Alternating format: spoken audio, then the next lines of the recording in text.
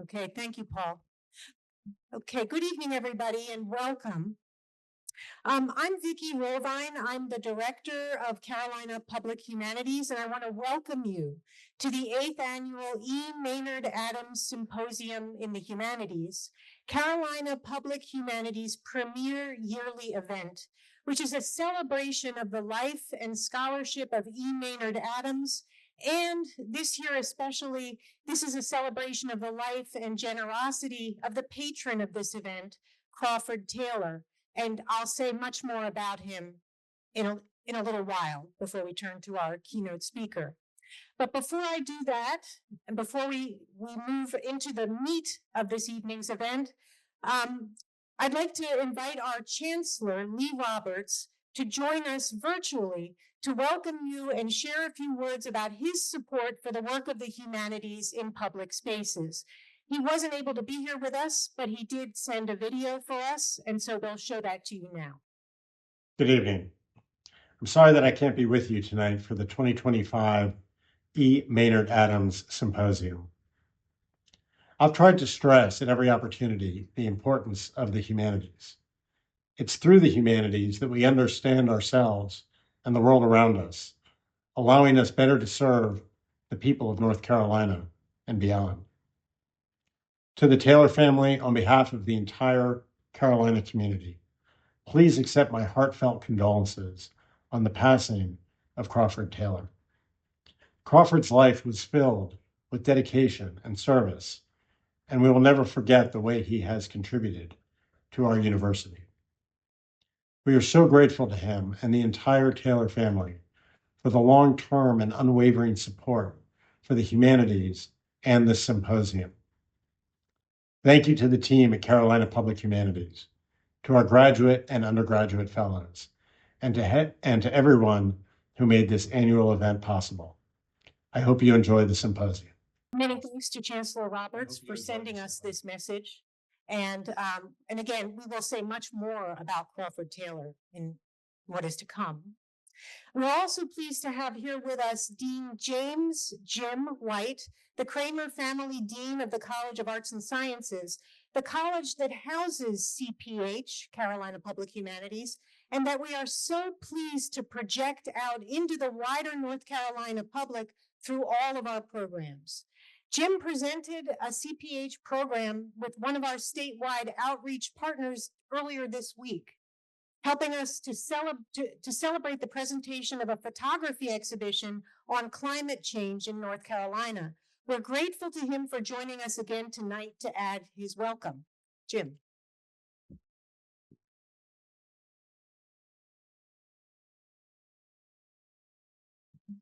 Thank you, Vicki. Thank you all. I'm honored to be here for the 2025 E. Maynard Adams Symposium. I want to start my remarks by honoring Crawford Taylor, who, as you know, passed away late last month. Crawford supported Carolina Public Humanities for more than 4 decades. Through their Taylor Charitable Trust, he and his family are the primary supporters of this symposium and the Maynard Adams Fellowship. We are grateful for the investment the Crawford family has made in our programming, our students, and the university. Crawford's and Marlene's son, Logan, is here today. Logan, thank you for being in Chapel Hill and for coming to this symposium during this difficult time for your family. Please allow me to add my condolences for your loss as well. This symposium honors the legacy of former chair and faculty leader E. Maynard Adams, who served as a faculty member for over 5 decades. Adams also served as chair of the faculty and founded both the Peace, War, and Defense curriculum and the Carolina Public Humanities when it was called the Program in the Humanities and Human Values. Maynard's daughter Jill is not in the room with us today, but she is tuning in virtually.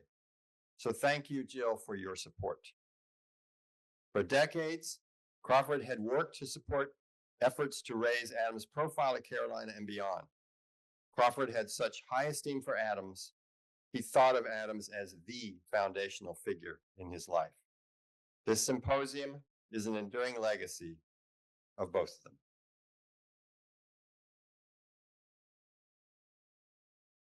This is the 8th E. Maynard Adams Symposium, which focuses on topics important to living in a society fit for human beings, the title of Adams' 1997 book. This is a fitting topic every year, and this year it seems particularly appropriate. I'm sure that everyone in this room understands and celebrates the value of the humanities. We know that the humanities help us develop our critical thinking, listening, and communication skills, and engage us so that we want to learn more to better understand the world around us. The humanities are a cornerstone of the excellent education our students receive because of the thoughtful and passionate faculty who teach them. We also know that the humanities are a foundation of our democracy. The theme for this year's symposium focuses on how we come to know and love through our interpretation of our experiences. I'm looking forward to hearing Dr. Alexander Nehamas share his wisdom on this topic. Thank you to Carolina Public Humanities and to everyone who made this symposium possible. Thank you.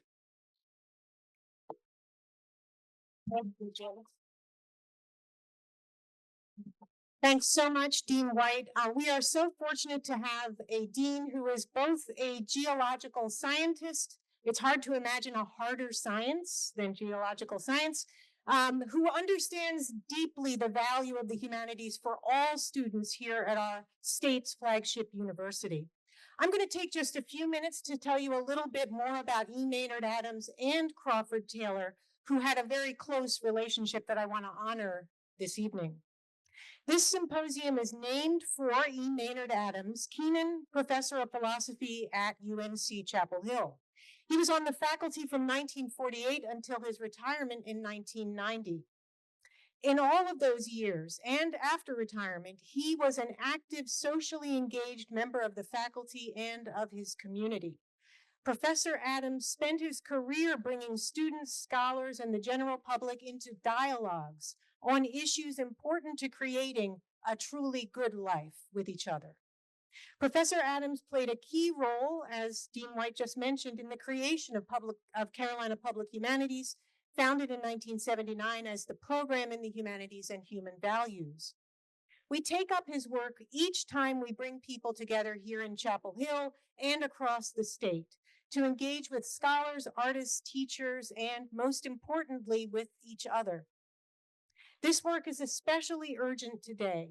We can all learn from this eloquent spokesman for the role of the humanities and human values in contemporary education and culture.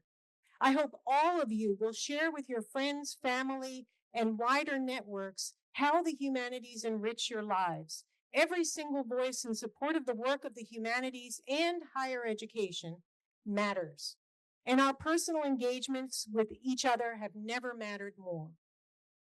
One of the many, many students Professor Adams's teaching touched was a young man from Anniston, Alabama, who came to Carolina to pursue graduate study in philosophy.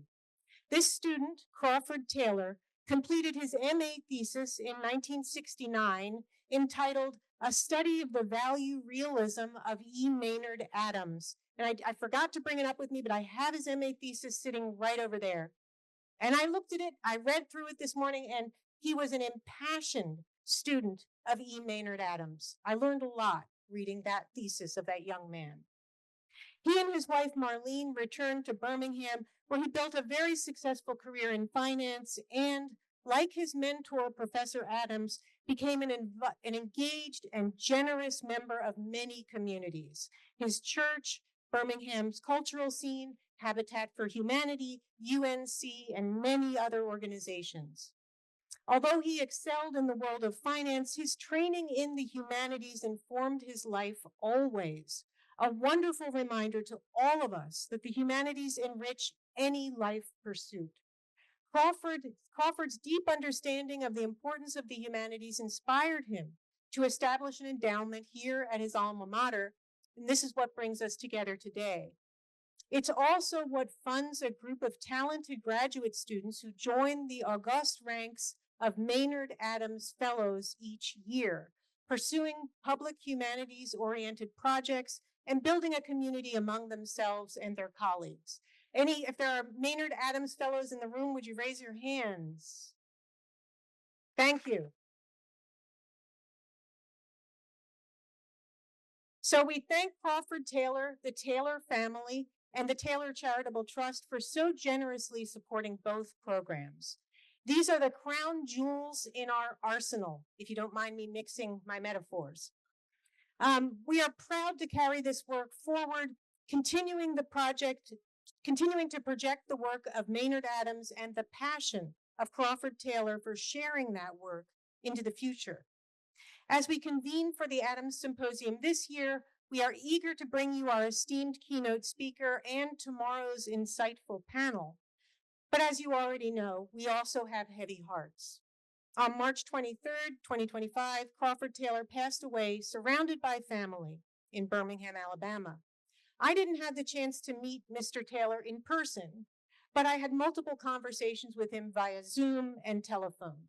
He drew me in immediately with his enthusiasm, his vivid memories of his studies at UNC, and his dedication to ensuring that as many people as possible could benefit from the life-enhancing insights of E. Maynard Adams and other philosophers at work today on similar questions about living a good life. We will miss having Crawford as our professional partner, but we will miss his kindness, sensitivity, and enthusiasm even more. We're very grateful to Logan Taylor for joining us today on his family's behalf. We so appreciate your presence. And in addition, as Dean White mentioned, another descendant from this amazing pairing, Jill Adams, Professor Adams' daughter, is in attendance. So I thank her, and we hope to see her here for the next Maynard Adams Symposium in person. Before I introduce our keynote speaker, I want to quickly thank my CPH colleagues, especially Max Orr, Beth Gardner, Joanna Flynn, and Paul Bonici. Max Orr, who many of you know, could not be here today due to an urgent family matter, but I thank him very much and the whole amazing staff. We also thank the Department of Philosophy, PPE, Philosophy, Politics, and Economics program, and the College of Arts and Sciences very, very much for their support. Now, turning to the meat of the evening, our keynote speaker. You have a biography of our keynote speaker, Dr. Alexander Nehamas, in your materials. He is the Edmund N. Carpenter II class of 1943 professor in the Humanities and professor of philosophy and comparative literature at Princeton University, emeritus professor. That long list, that title tells you a lot right there to be affiliated with so many departments and programs. I can't review all of his accomplishments and publications. That would take far too long. He's a renowned scholar of Nietzsche, ancient Greek philosophy, and the philosophy of art. He has published 6 single-authored books, edited 3 volumes, and has published about 100, I think maybe exactly 100 articles. And he has served his profession at the highest levels and received many awards and fellowships. We're particularly thrilled Professor Nehamas is here with us for this year's symposium because we're sure that Crawford Taylor would have felt the harmonies between Professor Nehamas's presentation and the work of Maynard Adams. So please join me in welcoming the 2025 E. Maynard Adams Symposium in the Humanities keynote speaker, Dr. Alexander Nehamas. Ladies and gentlemen, thank you for being here.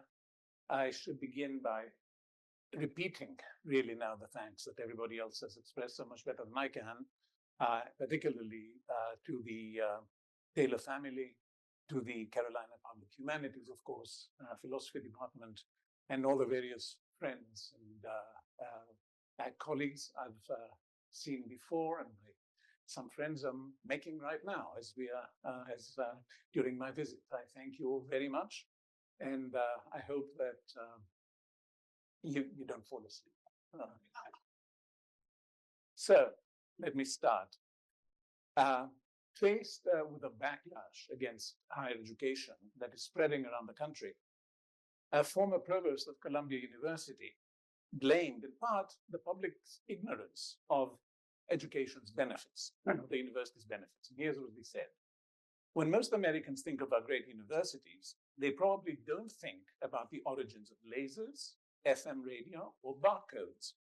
They don't think about the Google algorithm, the invention of a computer, and the iPhone. cures for childhood leukemia, the pap smear, scientific agriculture, or the discovery of mRNA vaccines. They almost certainly don't think about the CRISPR technology that may lead us to cures of many genetic-based diseases. And they definitely don't think about the electric toothbrush, Gatorade, the Heimlich maneuver, or Viagra. He's right. But what struck me is that every single accomplishment that he mentions here is technological. And not all of them, for example, the Google algorithm, computers, the iPhone, not all of them unmixed blessings. There is no reference to basic scientific research, which, even if it does often produce technological wonders, is not primarily undertaken for that purpose. And there certainly are no references to the investigation and teaching of language, history, philosophy, and culture, to the study of literature, music, and painting, which, like basic science, don't aim at technological progress, but unlike it, don't really ever produce any. So I will return to the ethical role of and the educational significance of the humanities later on, asking if there is some. For in order to ask if the humanities, despite their limited practical uses, should still be central to today's education, we must have something to say about what, if anything, we learn from them in the first place. By and large, with some exceptions, for example, parts of philosophy or history, the humanities do not match the systematic, quantifiable knowledge yielded by scientific investigation, which has become the modern paradigm of our cognitive relationship to the world. And I will quote from a wonderful book called Objectivity by Peter Gallis and Lorraine Daston, who write the following. All sciences must deal with the problem of selecting and constituting what they call working objects, as opposed to the too plentiful and too various natural objects. Working objects can be any manageable, communal representative of the sector of nature under investigation.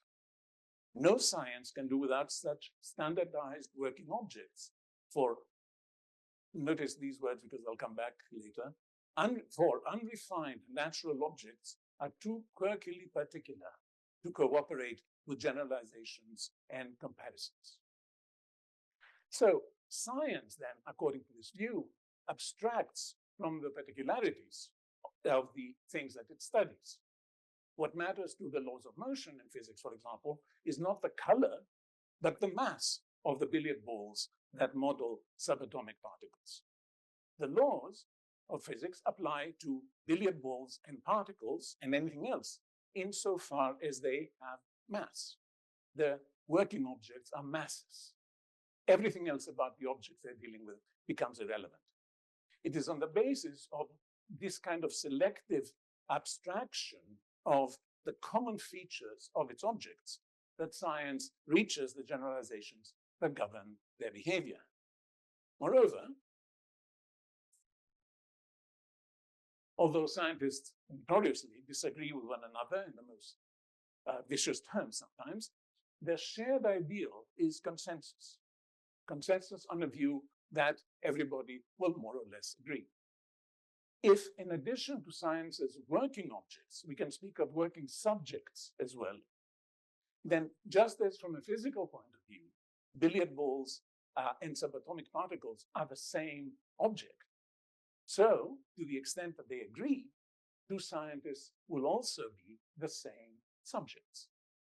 In other words, they will be the same insofar as they agree and believe exactly the same things about the laws of motion. Now, abstraction, this kind of procedure of taking some aspects of something and forgetting about the others, is common in everyday life as well. For example, who is going to wait at me at table tonight doesn't much matter to me. Anyone who can do the job well will do. My working object, so to speak, is not a human being who happens to be a waiter. It is a waiter who happens to be a human being. A robot could also do as well. Beyond a certain point of the minimum respect that we owe everyone else, my relationship with the waiter is impersonal. What matters is the role this person plays in my life, not the person who plays it. And I would gladly replace one with another who can do the job better. Asked why I like a particular waiter, I will say something like, well, I don't like Kate herself, though I don't dislike her either. That's not the issue. I like the way she waits a table. I know that is exactly what to expect of her. And if John could do the job better, I would not hesitate to replace her with him. But now suppose that gradually I go there and eat often enough and so on. Our relationship develops into something no longer impersonal, but personal.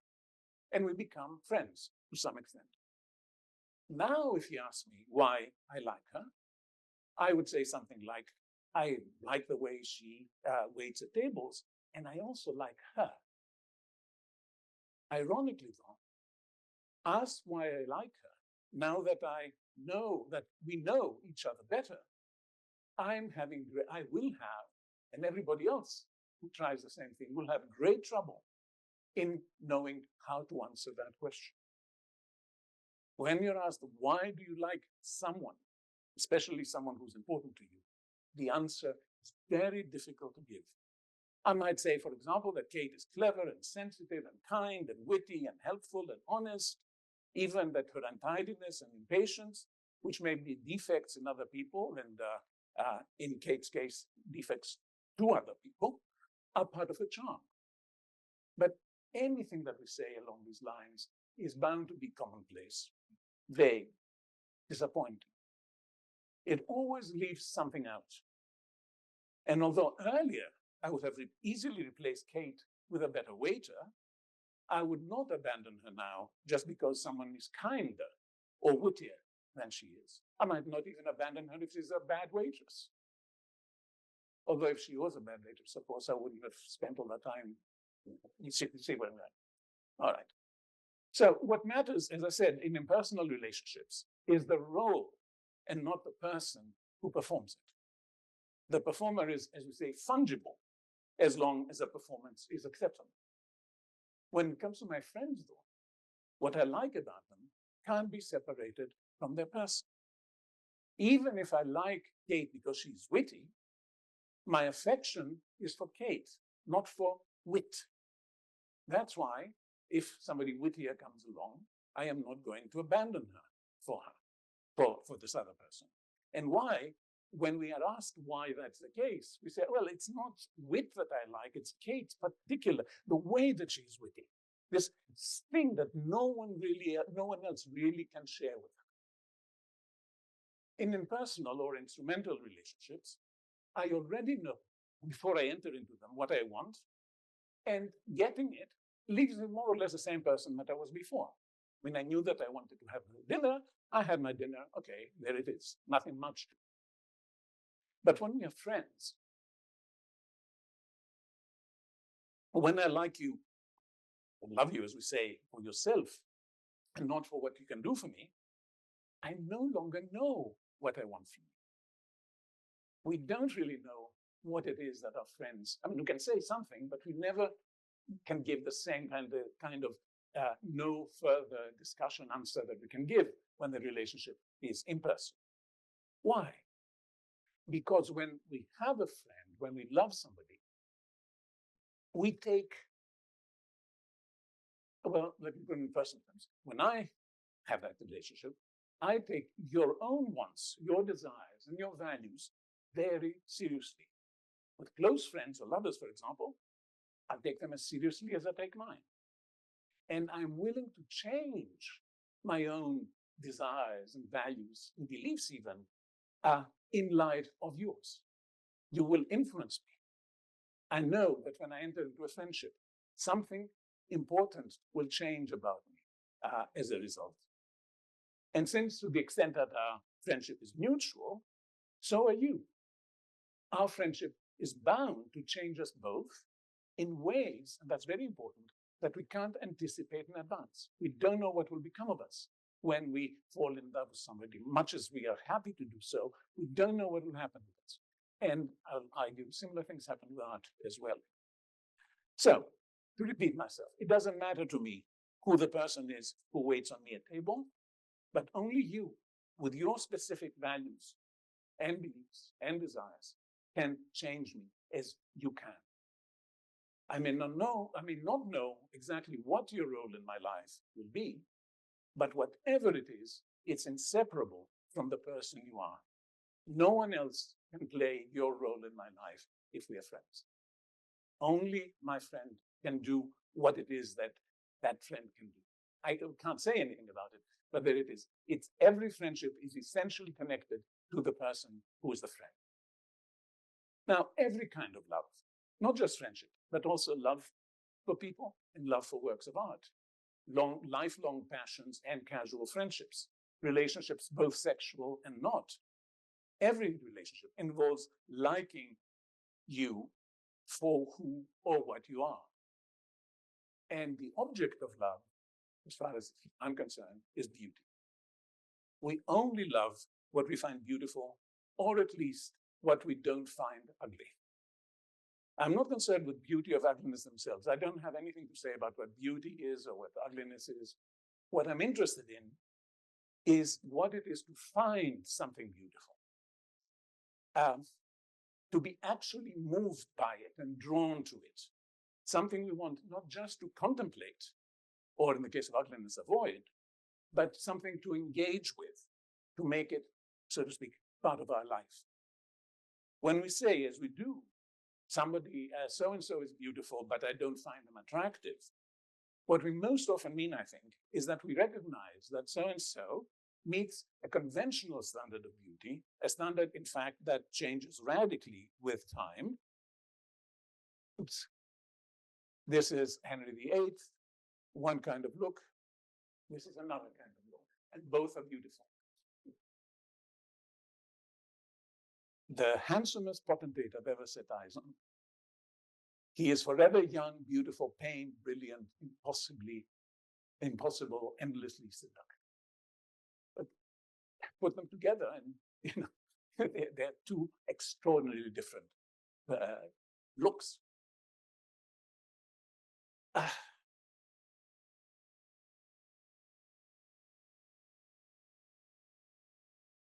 It is actually impossible, I believe, to love what we actually think is ugly. The great 19th century French author Stendhal, who is very influential on me, put it very well. Here's what he says. And it's 19th century prose, so you will understand references. Every little facial blemishes, even little facial blemishes on other women, such as a smallpox scar, touch the heart of a man in love and inspire a deep reverie. Imagine the effect when they are on his mistress's face. The fact is, that pockmark means 1,000 things to him, mostly delightful, and all extremely interesting.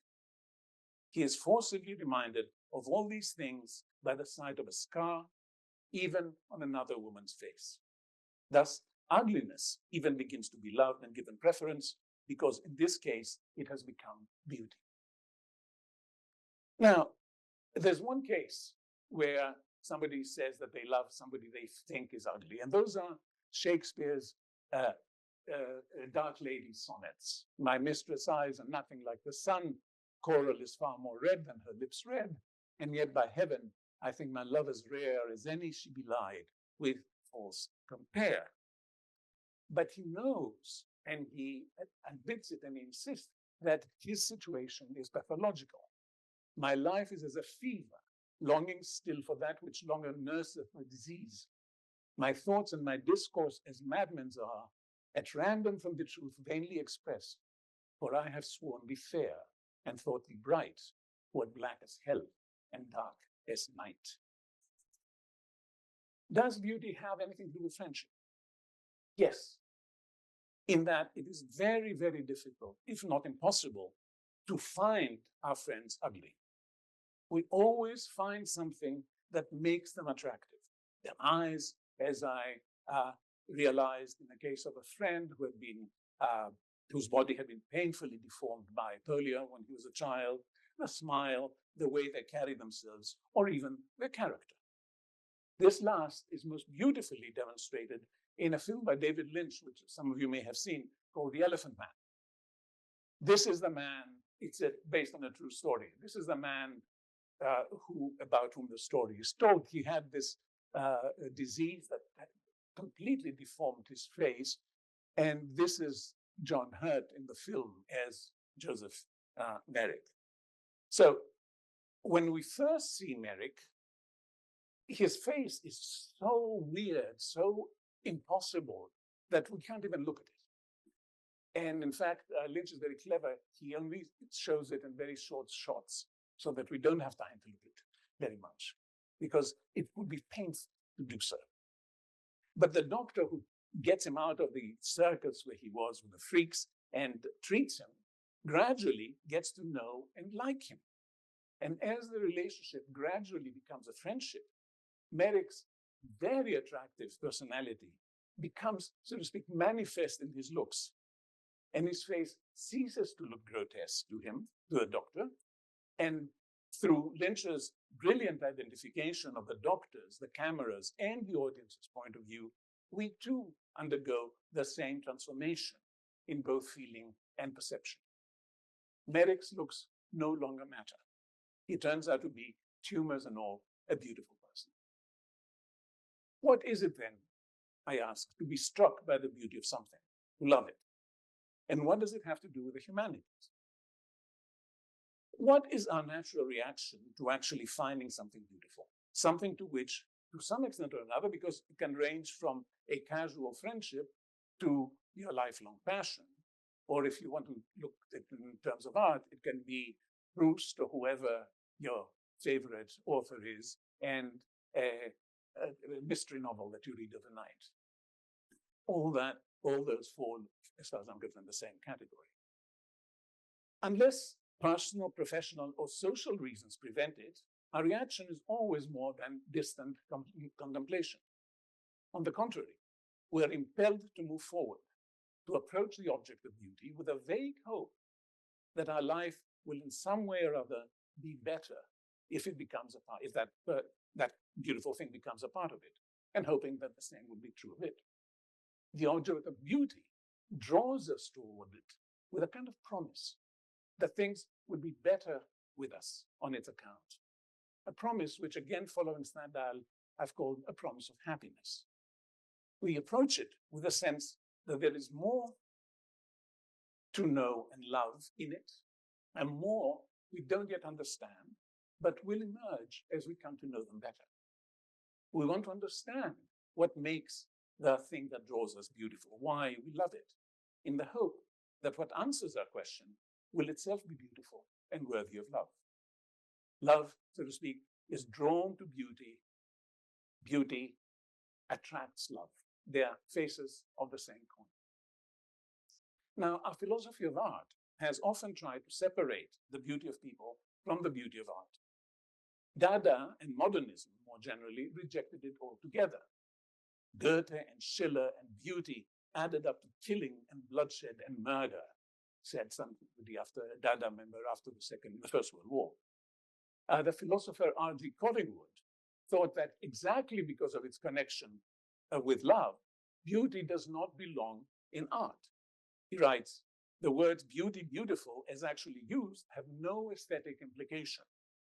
The word beauty connotes that in things in virtue of which we love them, admire them, and desire them. Aesthetic theory is not the theory of beauty, but of art. After all, we can't marry the paintings we like. True. For better or worse. But not because the love in art is misplaced. No, it's wrong to love art, or because it's different in kind from the love of people, which is what usually people say about it. Works of art can be as seductive as any person can be. The reason we can't marry them is not that loving art is different from loving people, but because art is different from people. They're not the kind of thing that you can marry. But that doesn't mean that you can't love them either. You generally don't want to marry your friends either. But that doesn't mean that you don't love them. What is common to all the varieties of love is the desire to know their object better, to understand what makes it beautiful, in the hope that what gives that understanding will itself be beautiful, or perhaps more so than what it explains. In all love, there is the desire to know, as Plato insisted. A relationship that may give a different nuance to the biblical term of knowing, the biblical sense of knowing. In short, appropriately enough for a lecture in his honor, I share Maynard conviction that, and I quote him, our experiences, our enjoyments and sufferings, likes and dislikes, desires and aversions, approvals and disapprovals, fears, hopes, longings, decisions, and the like, are knowledge yielding, data gathering in their own right. Even if love is not itself a kind of knowledge, it is inseparable from it. Now, I mentioned earlier that every effort that I make to say why I like you, what it is that makes you beautiful, is always incomplete, bound to leave something, perhaps the most important element out. The reason for that, I think, is that when I say something like I love you or this is beautiful, I'm not only reporting on how I feel at the moment. I'm doing that, but I'm also making a commitment to the future. A declaration that I'm willing for our lives to intersect, that I will come to know you more intimately, understand what provokes my love and animates your beauty, and be the better for it. In fact, it is this openness to the future that keeps both love and beauty alive. Once you feel that a friend or a lover, or for that matter, a favorite work, has nothing new to offer you, that you expect only the same from it from now on, your love has lapsed and its beauty has withered. You have become indifferent to it. And that's highly paradoxical, because what you want is to get full understanding of something. When you get what you think is full understanding, you no longer care. This is why, exactly why, I can't say in very clear terms why I love someone. I simply don't know yet what that future holds, what I will learn, and how I will change through our interaction. How could I say what I don't know? And here's, again, to make clear the paradox, that coming to know what the future holds, feeling that I already know everything our relationship can offer us, though seemingly the goal I have been reaching for, actually marks the end of our relationship, or at least the end of love, and often the beginning of accommodation. Now, let me turn to works of art. They're central to the humanities. They're not the only things that the humanities study, but what I say about them may be true of some other aspects of the humanities as well. And let me take a specific example, a short poem by the great Greek poet C.P. Cavafy. I'll read it to you. It's called That's the One. Unknown in Antioch, it takes place in early Christian times. Unknown in Antioch, a stranger from Edessa produces a stream, a torrent of writing. And finally, there, it's all done. The last hymn is complete. That is the consummation of his work, 83 poems in all. But so much writing has exhausted the poet, all this versification, the strain of following the rules of Greek formation. His life is now turned flat, dull, totally unexciting. But one thought all at once removes his desolation, the wondrous phrase, that's the one, the phrase that Lucian once heard in a dream. Lucian, the great Syrian author of the 2nd century AD, once dreamt that if he became a writer, he would become so famous that everywhere that he went in the world, people would recognize him and say, that's the one, that's the one. Here he is. It is, however, unlikely that this particular poet will ever, whom Cavafy calls a fake, will ever hear that wondrous phrase. And Cavafy continues, art was not for him a need, a love, but only a means to an end. His writing, instead of giving him the joy, the delight of creating new, unknown sounds, was a toil, an imposed chore of versification. Now, I always liked this poem very much, but I couldn't say why, especially because it seems so trivial. in a way. And it doesn't even tell us that the poet is a Philistine. Gaddafi tells us that he is a Philistine. The poem doesn't say it. But we don't know why. Gaddafi may disdain those who don't do poetry right, but the poem seems gratuitous, a vague illustration of the shop-worn idea that poetry without inspiration is no good. And that only because Gaddafi tells us so. Gaddafi's poem, in other words, seems to be no better than the poetry it rejects.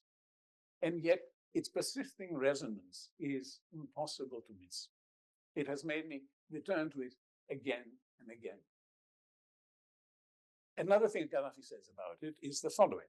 The poem, he says, is not about some great poet. You could never call a great poet a versifier. I want to describe an ambitious versifier without, however, making in addition any pointedly humiliating remark concerning it. The poem does say he's ambitious, but of course so is Lucian.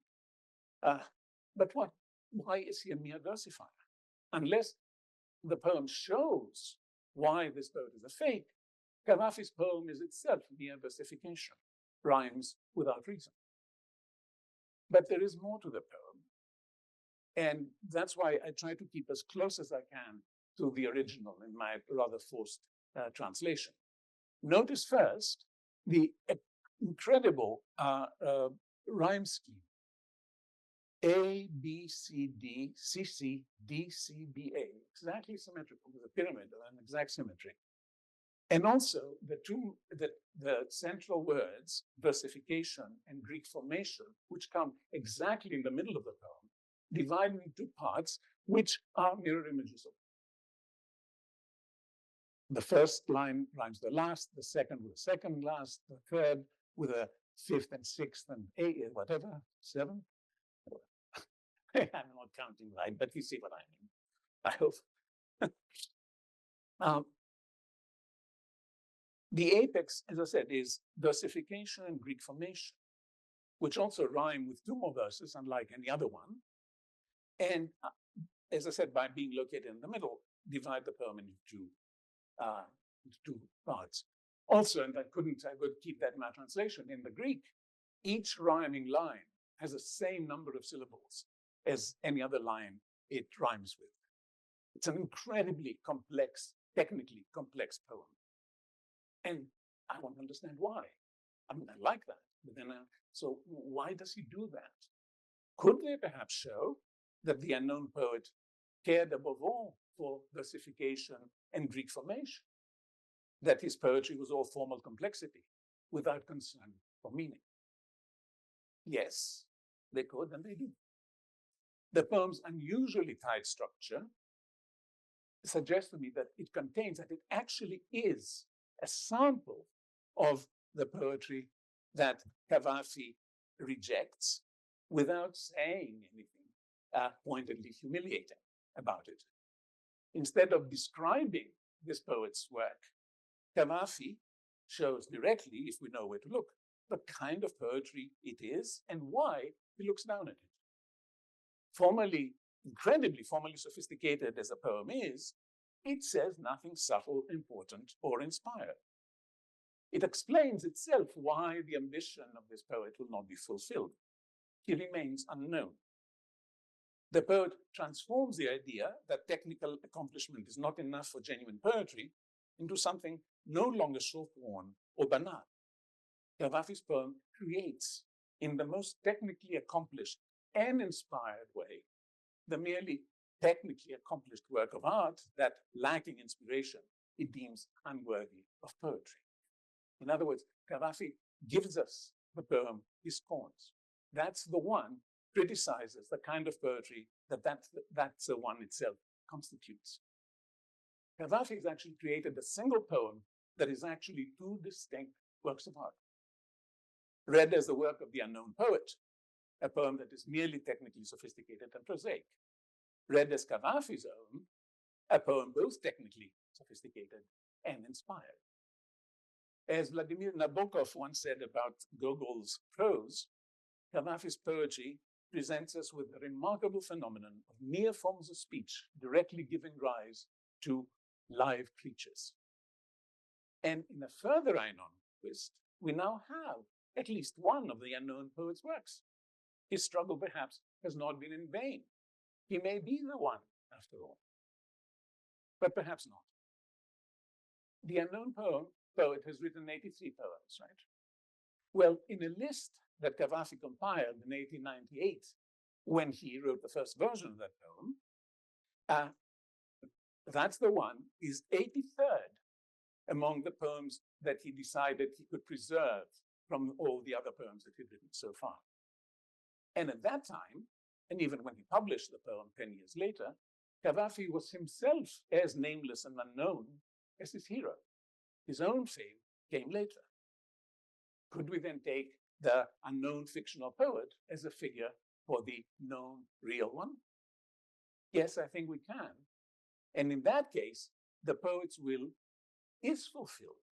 For Cavafy eventually became quite as famous as Lucian himself.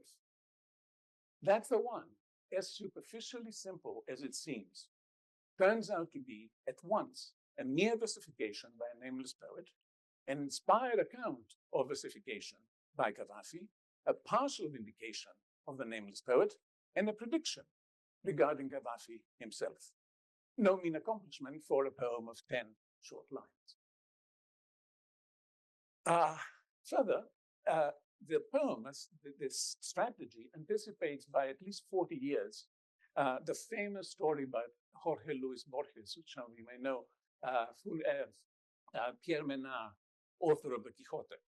That's about a 20th century fictional poet who manages, according to Borges, to write, not to copy, but on his own, to write some parts of Cervantes' work, and which, though identical word for word with Cervantes' text, mean, according to Borges, and he tells us how, something completely different. But there is another connection between Cavafy and Borges.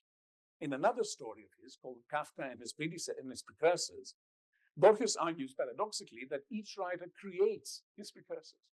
It sounds as if you can change the past. What he means is that, I quote, Kafka's idiosyncrasy, in greater or lesser degree, is present in each of his precursors' writings. But if Kafka had not written, we would not perceive it. That is to say, it would not exist.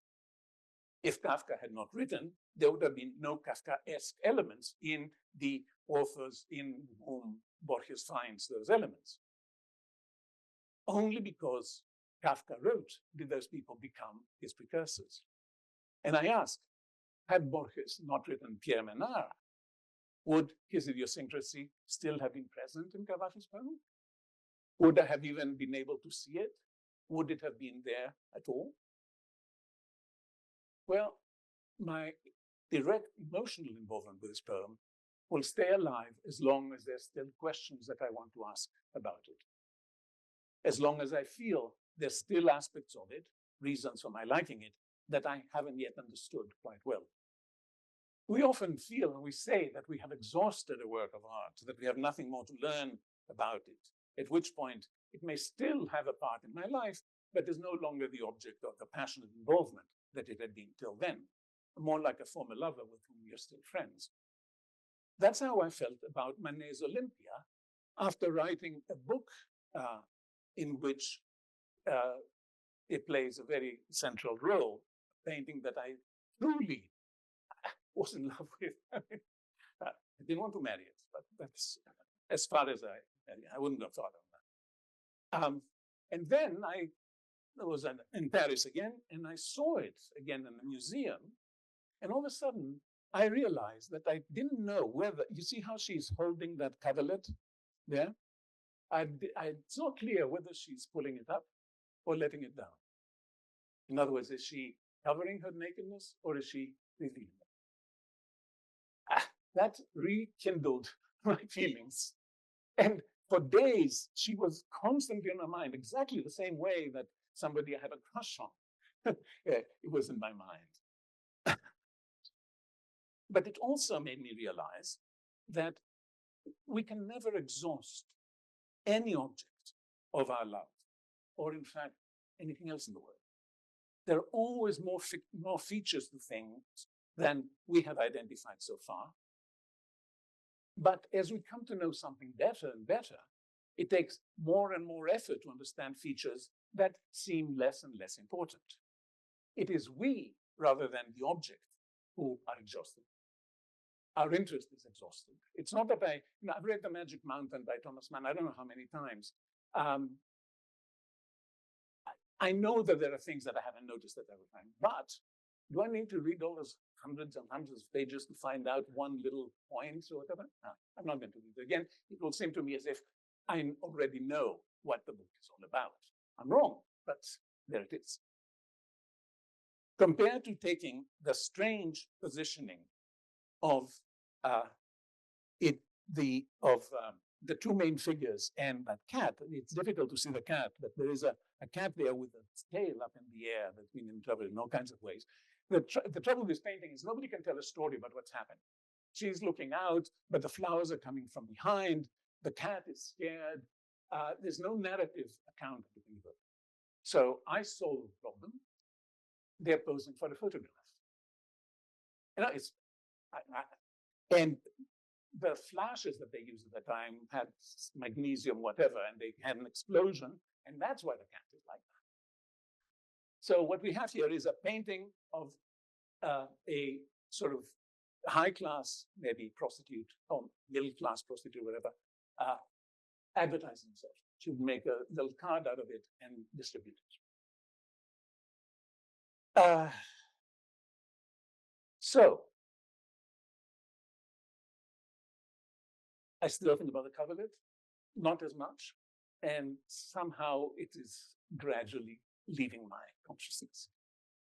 But my love for these works is completely inseparable from my effort to interpret them, to account for their beauty, to account for why I find them beautiful. But despite what we think, the judgment of beauty, my saying something is beautiful, is not a purely subjective affair. My interpretation gives me reasons for finding beauty, both in the Olympia and in Carpentier's poem, and I will use those reasons to convince others to find that beauty as well. But in contrast to scientific, and according to some people, many people, moral judgments, I don't demand or even expect everyone to agree with me.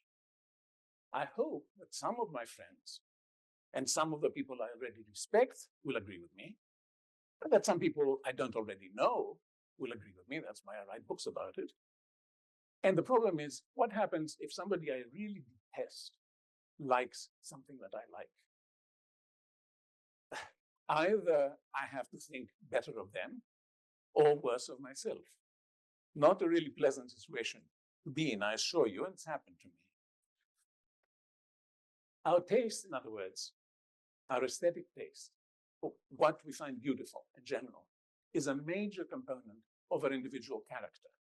And character is what distinguishes each one of us from the rest of the world. That is why I dread the idea that everyone in the world might share even one of my judgments, as much as I hate the possibility that one person might share them all. Though, for other reasons that I won't go into, that's not really possible. Anyway, now, we often think that what it is to interpret a work of art is that you sit there and you gaze at it, or you read it, or it's just you and it. But to come to terms with the Olympia, I had to read books and to look at pictures I would never have been interested in before. I actually met and talked with people I would not have approached otherwise. I traveled to places I would not have visited had it not been for the painting.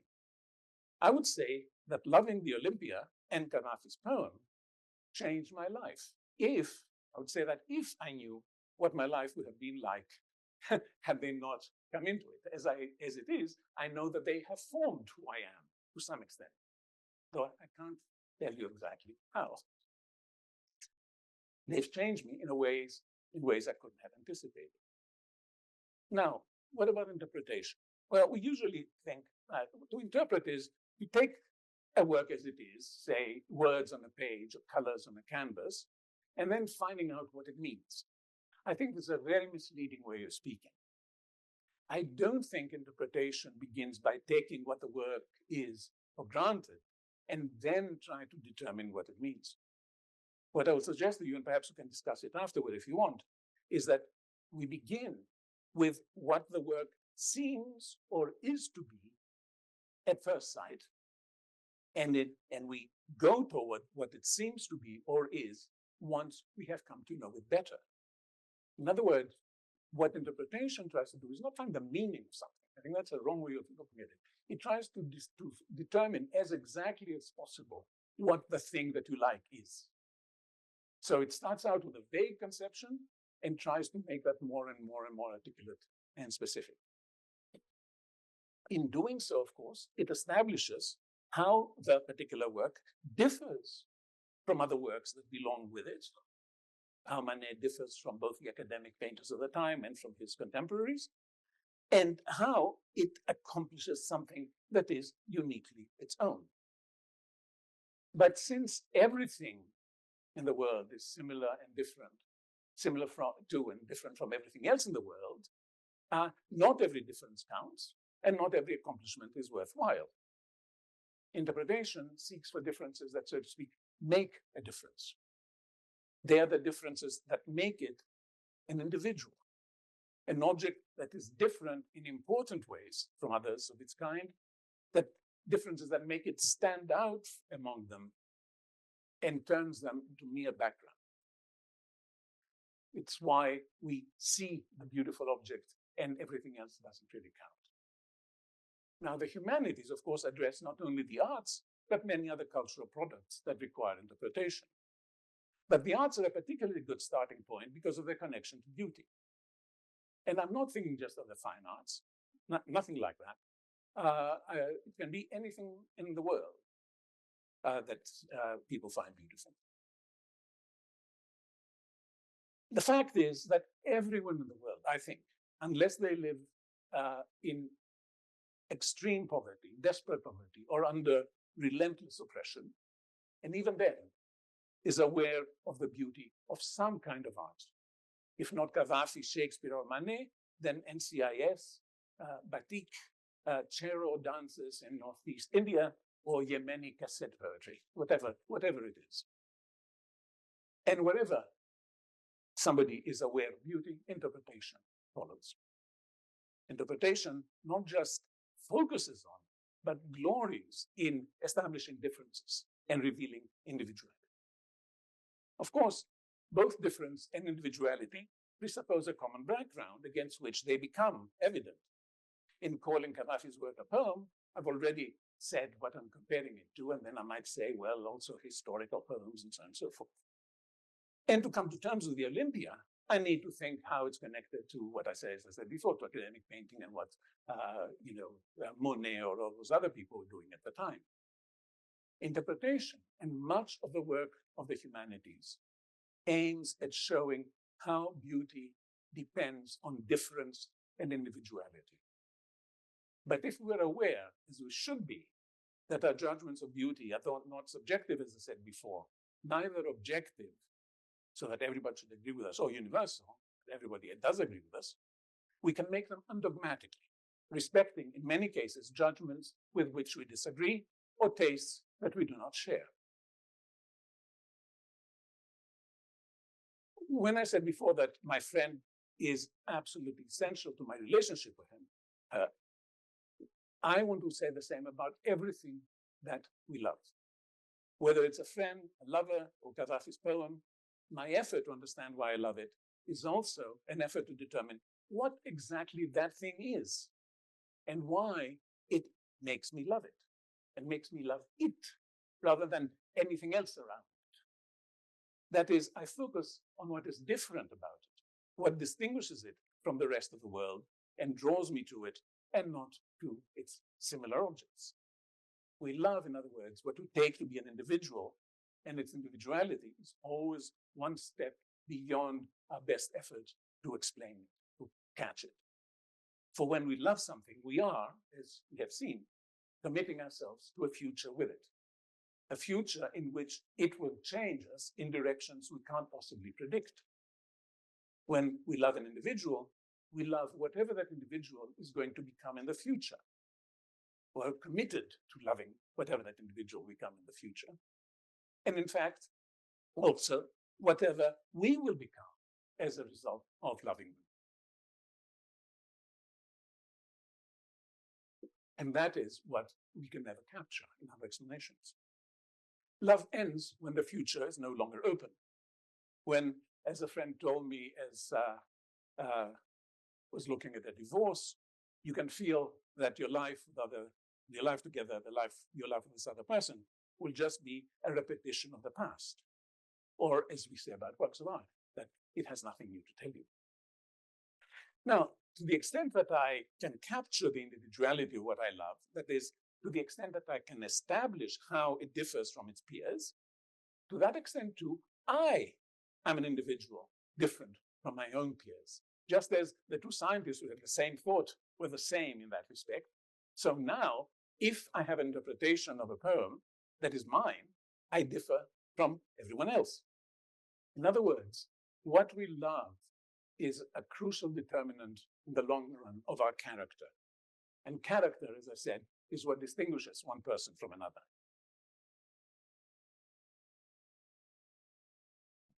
But what, as I said, what is important or relevant is very difficult to say. Your tallness has nothing to do with my feelings toward you, though it may be significant for someone else. But your wit, which may be relevant to someone else, does. The problem is that there's nothing more we can say in general about what counts as important or relevant. Importance or relevance are stubbornly local. Color is crucial to optics, irrelevant to the laws of motion. Perspective is essential to high Renaissance works, not really interested, sort of negligible, really, in works of the very late Middle Ages. Now, when I began, I said that science abstracts the common features of its objects from their particularities.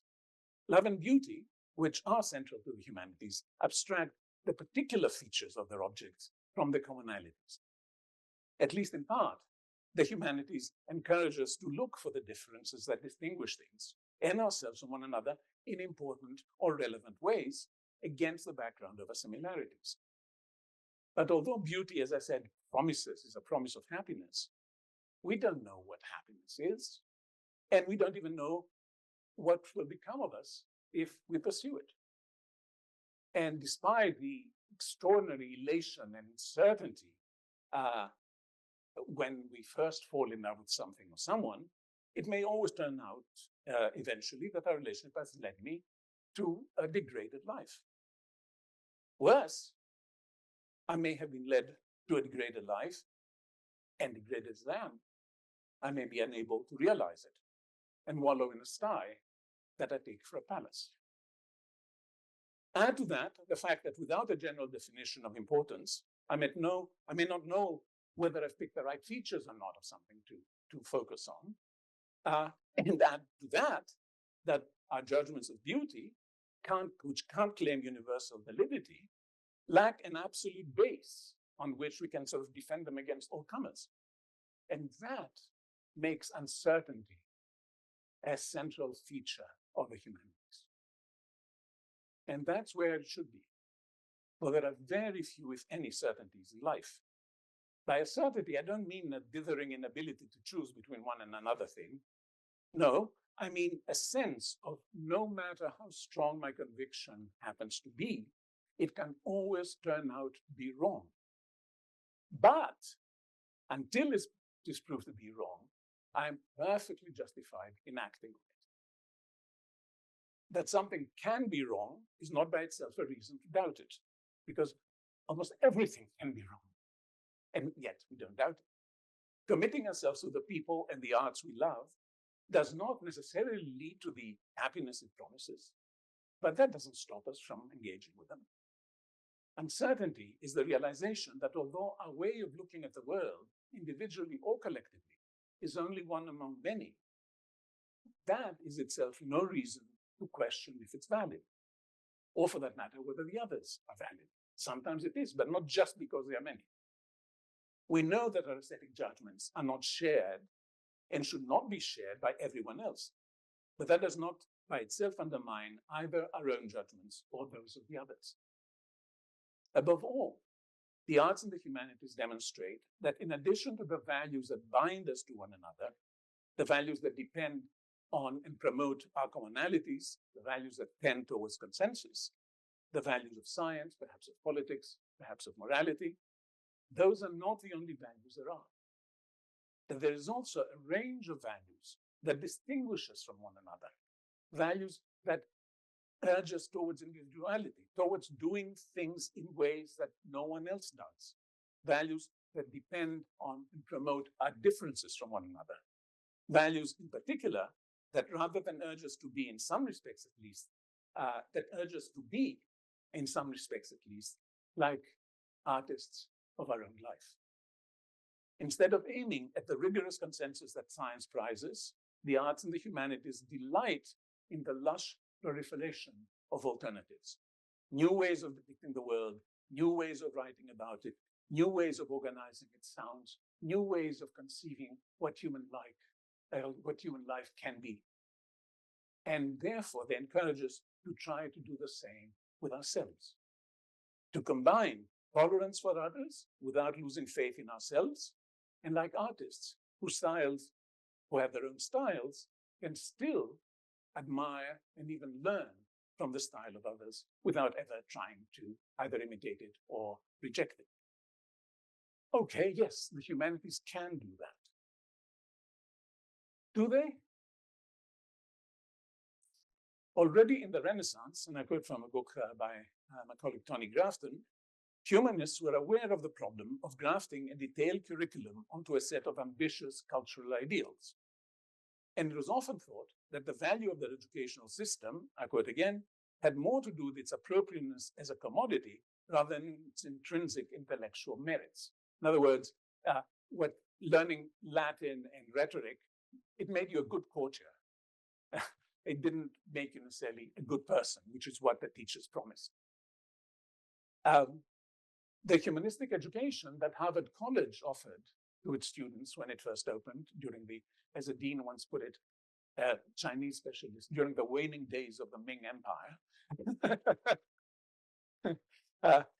was really just a little philosophy, a lot of Latin, some Greek, and a lot of rhetoric.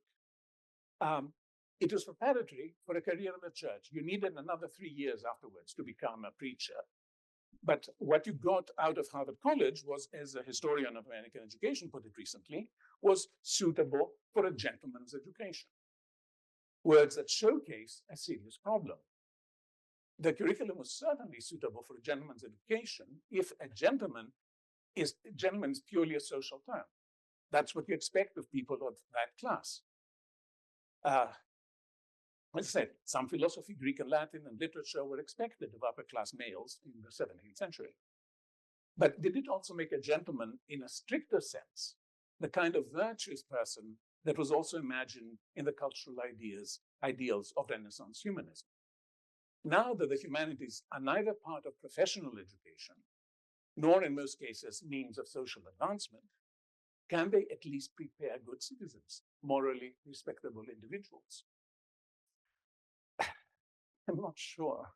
And I realize that that's a very anticlimactic conclusion to reach in a context like this today. But on the aesthetic model I offered, I referred to very briefly and inadequately, as a work can be both great and morally suspect, so a life can be importantly different from others and not be at all morally admirable. We have examples of that everywhere around us these days. The question is whether that risk, that along with interesting, good people, will also create the possibility of having interesting, bad people. The question is whether that risk is worth taking. My answer is yes, it is. First, because nothing in the world is guaranteed to have good results and good results only. Second, because a humanistic education, as I have presented it, exposes students to the works of the imagination. and to the different ways in which life and society have been, and therefore can be, organized. It therefore spurs their own imaginations as well, and the more variety the imagination is aware of, the more variety it produces. Not every one of our students will take this lesson, but unless it is available, no one will do so. The question in the end is not what we can accomplish with humanities. Rather, my question is what we can accomplish without them. Thank you very much.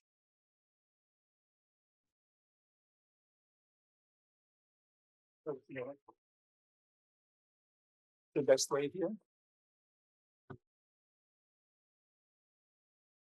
I don't think, there we are. Professor Nehamas, now we have time for questions. I'm sure we have many questions. That was a wonderful, thought-provoking, wide-ranging presentation. Kylie is going to help with the microphone.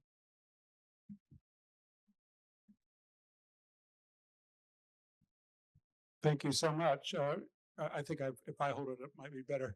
Thank you so much. It's a most stimulating lecture, and it's hard to formulate a single question from such a rich tapestry that you've laid out for us.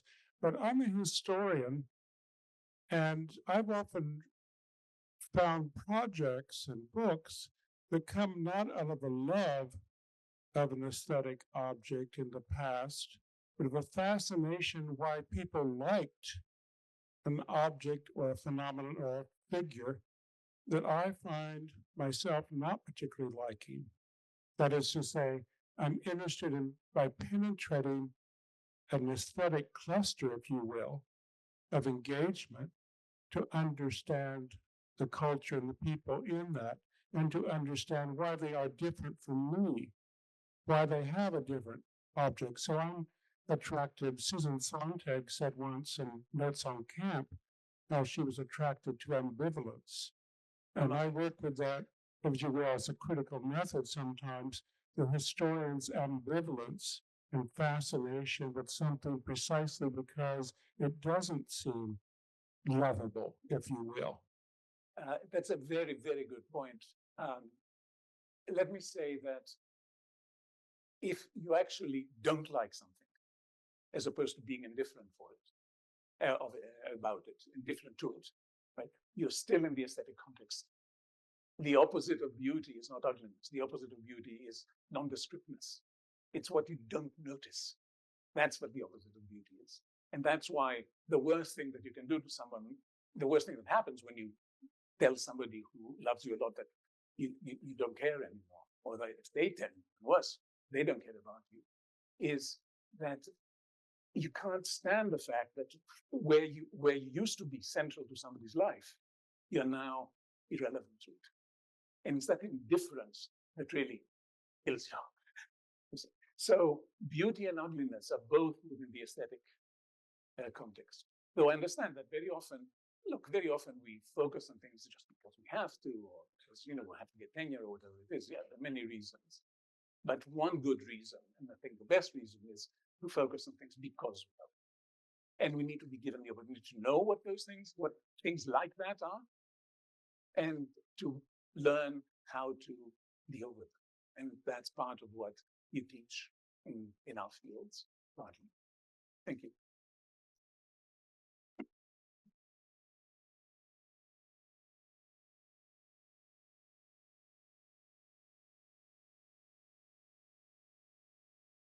Thank you. Very interesting talk.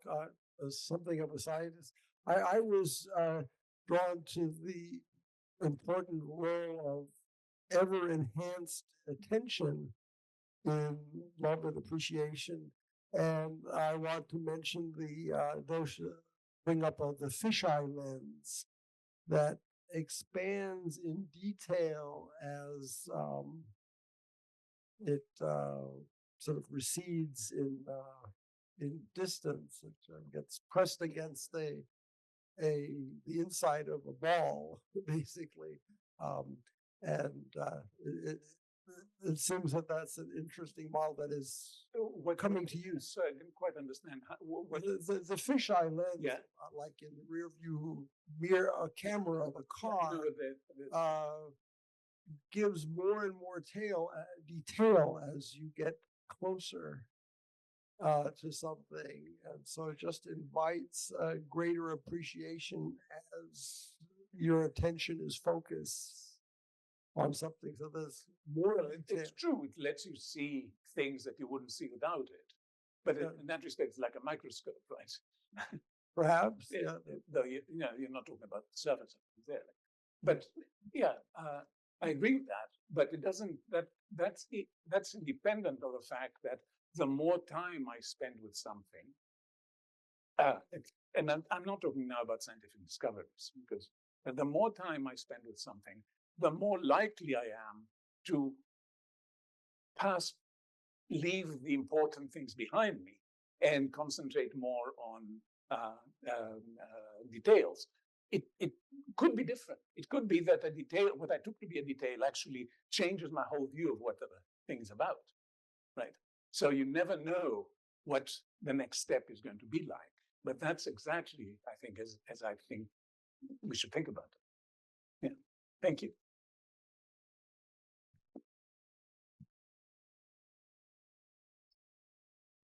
Yeah, thank you very much. So what I was interested in doing was reformulating in how I'm understanding your thesis, especially with respect to the second half of the title, ways of knowing, because this strikes me as a quite important part of the defense of the humanities. And I can connect it both to what you're saying in your quotation about from Rainy Dassin's objectivity at the beginning, but also your reformulation of interpretation as not trying to find what's not in the object or the text, but what is in the object or the text. And so when you were talking about some of the vindications or attempted vindications of the humanities, and I think similarly, when the dean was doing so at the beginning, there's talk about critical thinking, about communication skills, about making meaning of oneself,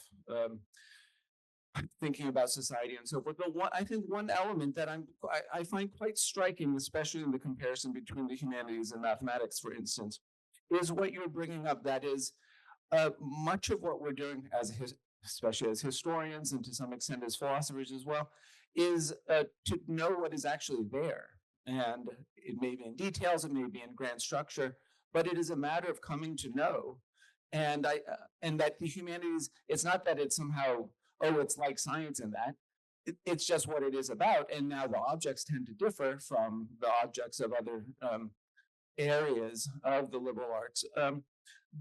Here's the question that I, in a sense, just want your affirmation that this is what you're getting at.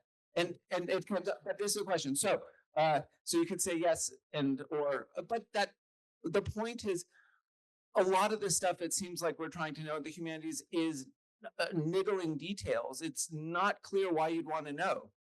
But if you come to know it, then something great might happen. Maybe something great will not happen. But we can't know ahead of time which of the things we're seeking to know will give us that power. Power to what? Who knows what power? But it's that openness, that curiosity, and a belief in knowledge's serious impact on human affairs. That is the important thing. Right. That is very much part of my thesis. Another part of my thesis, which is maybe independent of it, is that the humanities also allow people to think differently about the world, and in doing so, become different from their world. And I don't know how convincing that would be in the Capitol building, but it's something worth thinking about anyway. Thank you. Yeah, that's true. Jeff, of course. Coming to the back. Hold on.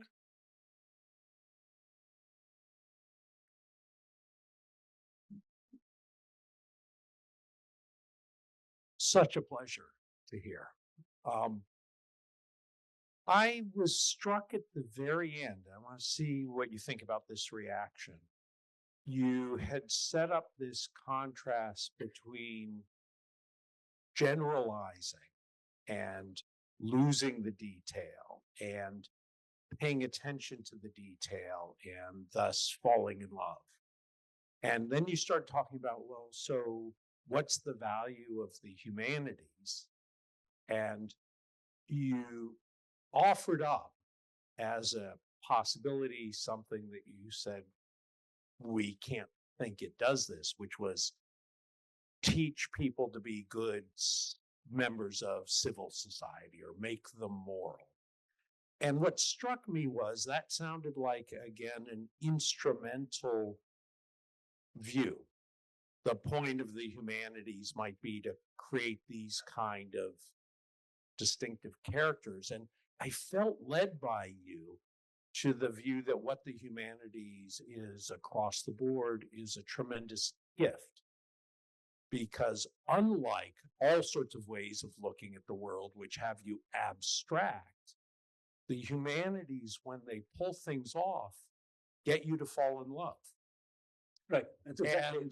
And when you see it like that, a life without the humanities is an impoverished life. It's not instrumental to something else. You've put your fingers, I think, so beautifully on what is distinctive and what any educational system without it is a bankrupt one in important ways. That's what And I'm saying. The question is what we'll do without them. You know, it'll be a very gray world. Yeah. Well, it goes against the spirit of the age or the times, but you know, we are academics. Okay, we have a question online. Michael asks, you seem to be rejecting Nietzsche's view that we must stop at the surface of an artistic product and not try to plumb the depths. Was he wrong about this, especially with respect to Greek art? And if so, why? Phew. Well, you know, Nietzsche said that, but he also said many other things about art that are very, very different. He says that we have art lest we perish from life, which goes very much with what we're saying now. He doesn't like the idea, Nietzsche, that things are hiding things underneath them or beyond them. That's one of the reasons that he's against what he calls metaphysics. Because metaphysics says that, you know, take the whole world as it is, there's another world that is completely different and independent somewhere else. And he doesn't like that. What he thinks you do is you keep dealing with the empirical world, the world of history as far as he's concerned, where everything has a beginning and an end. But when he says to plumb the depths, I don't think he means not understanding something deeply. He means don't try to find something that is different from it as the result of your looking at it or your reading it or your thinking about it. So that's the best I can do. It sort of came out of left field in a way. I hadn't been thinking about Nietzsche at all. But ultimately, he is a great influence on what I'm talking about now, because he's the one who says that it's the artists, he says they have a great sense of what they can do and what they should do, but their knowledge or their sense stops when it comes to life. But we, he said, we want to be the poets of our life, and we need to continue along these lines. And then we have one more question online. Do English speakers have trouble with the word love in that we don't have a separate word for different kinds of love as the ancient Greeks did? Well, the ancient Greeks had two words. And in fact, one of the words, that's eros and agape. Agape wasn't really love very much. To agapan something, classes can correct me on that, is to be satisfied with it. It's nice, it's good enough. So I don't know that they did have two different words.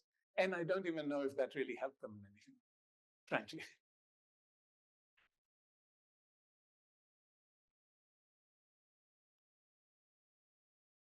You can close this out, Lloyd. Thank you for this beautiful defense of the humanities and the diversity and the particularity that inspires love. So I wonder, you've been very hesitant about saying the humanities can really enhance a civic culture. It may lead to bad behavior or good behavior. But in the end, wouldn't an autocratic or authoritarian society be fundamentally opposed to the humanities because the humanities stress the particularity of love, the diversity of knowledge, the diversity of interpretation, and the ultimate goal of authoritarian regimes is to get everybody to look in the world in the same way. So the logic of your argument would suggest the humanities are more compatible with democracy than with authoritarianism. Well, I think that's true today. But again, if I can refer back to the book of Tony Grafton that I was mentioning before about humanism in the Renaissance, in fact,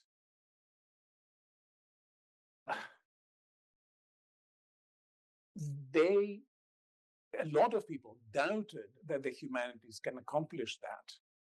On the other hand, the humanistic education that they were giving at the time, Grafton and Jardine argue in the book, was actually an education that made people more likely to obey the orders of the new rulers. Whereas there was the scholastic education actually taught people disputations and all those sort of thing, and was much more liberal, so to speak. So I think that may be a historical phenomenon that, you know, in today's society, I think you're right. I think the humanities are much more compatible with democracy, whatever.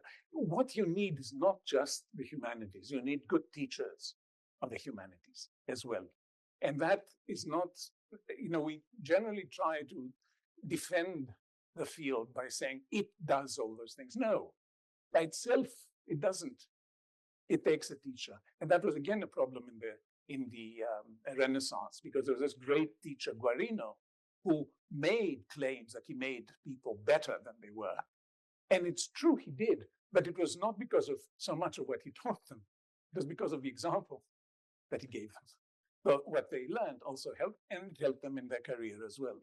So we've lost, you know, it used to be that the humanities were professional preparation. That's what people needed to become doctors and preachers and things like that, and whatever. They're not that anymore. So that in one sense, you can say there's an atavism involved in the humanities. It's an old thing that has survived. That's what people think. We want to get rid of them, in fact. But the point is, yes, it is an old thing, but like all things that survive in history, it has changed, and it has a different function now. Thank you. Thank you.